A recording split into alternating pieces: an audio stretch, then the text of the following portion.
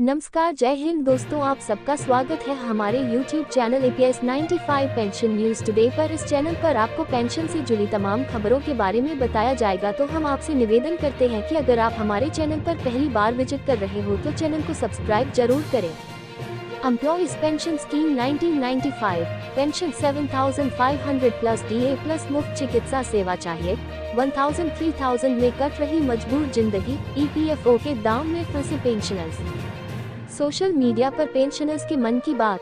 NAC नेताओं commander Ashok Raut और अन्य से 2 बार सरकार ने वादा किया, अमल नहीं हुआ। पेंशनर्स 1,000 रुपए से 3,000 रुपए की मामूली पेंशन पर रहने को मजबूर हैं। अपनी सेवा अवधि के दौरान EPS 95 फंड में योगदान दिया, सरकार उदासीन। कर्मचारी पेंशन योजना 1995 एम्प्लॉइज पेंशन स्कीम 1995 की न्यूनतम पेंशन 1,000 रुपए है। इसे 7,500 रुपए करने की मांग की जा रही है। लोकसभा चुनाव खत्म होते एक बार फिर से आवाज बुलंद होने लगी है। पूर्व कर्मचारियों ने NDA सरकार पर दबाव बनाने के लिए रास्ता निकालना शुरू कर दिया है। EPS 1995 योजना 895 स्कीम के सदस्यों ने PM मोदी को बधाई दी।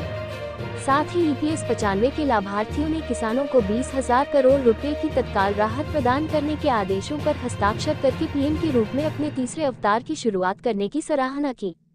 साथ ही बड़ा सवाल भी उठा दिया। पेंशन के लिए आंदोलन करने वाले पूर्व कार्मिकों के फेसबुक पेज के एडमिन गौतम चक्रवर्ती ने लिखा, कर्मचारी पेंशन स्कीम पर फोकस करना चाहिए। सरकार किसानों पर बजट न्यौछावर कर रही है, लेकिन इसमें जो दिख रहा है उससे कहीं ज्यादा है। 3 राज्यों में जल्द ही चुनाव होने वाले हैं और वे हरियाणा, दिल्ली और महाराष्ट्र हैं, जहां किसानों के वोट सरकार बनाते या बिगाड़ते हैं। इसके अलावा दिल्ली की सीमाओं पर किसानों के विरोध और लाल किले पर उत्पात की छाया अभी भी टीम मोदी की रीढ़ को इतना हिला देती है कि विधिवत बनाए गए कृषि कानूनों को वापस लेना पड़ा। इसलिए अन्नदाताओं को यह इनाम उदारता से ज्यादा मजबूरी में दिया गया है। वरिष्ठ नागरिक, गरीब, अशक्त लोग असहाय। लेकिन हम वरिष्ठ नागरिक, गरीब, अशक्त लोग असहाय हैं। इसीलिए प्रधानमंत्री मोदी ने हमारी न्यायोचित मांगों जैसे न्यूनतम पेंशन 7,500 रुपए प्लस DA प्लस मुफ्त चिकित्सा सेवा को लेकर NAC नेताओं कमांडर अशोक राउत और अन्य से 2 बार किए गए वादे से पीछे हटने का साहस किया और हमें 1,000 रुपए से 3,000 रुपए की मामूली पेंशन पर रहने को मजबूर कर दिया। EPFO के मनमाने फैसलों के शिकार एडमिन गौतम चक्रवर्ती ने लिखा, दिलचस्प बात यह है कि हमने अपनी सेवा अवधि के दौरान EPS 95 फंड में योगदान दिया और अब केंद्र सरकार के हमारे प्रति उदासीन रवैये के साथ EPFO के मनमाने फैसलों के शिकार हैं।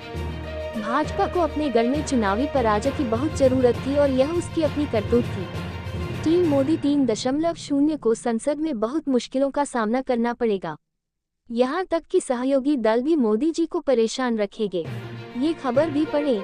EPFO विदेश में नौकरी करने से पहले ये जान लें, नहीं तो होगा लंबा चौड़ा नुकसान और पड़ सकते हैं मुसीबतों में।